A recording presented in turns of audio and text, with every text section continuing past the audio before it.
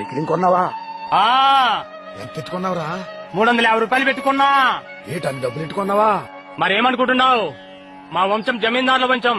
ఈ సైకిల్ నేను దొక్కుతాను, నా కొడుకు దొక్కుతాడు, నా మనవుళ్ళు దొక్కుతారు. ఈ సైకిల్ తొక్కుతూనే ఉంటారు. నువ్వేంట్రా ఈ పొలంలో పుల్లలేరుకుంటున్నావు? నాదేటుందిలేరా పేదోండి.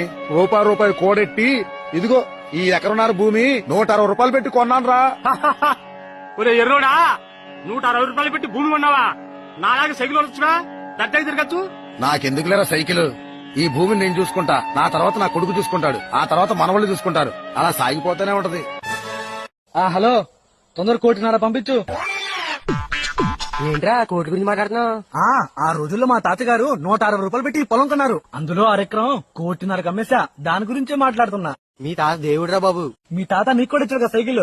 ఇచ్చాలే డొక్కుల సైకిల్. మా తాత తొక్కాడు, మా బాబు తొక్కాడు, ఇప్పుడు నేను తొక్కుతాను. దొంగనా కొడుకు మా తాత.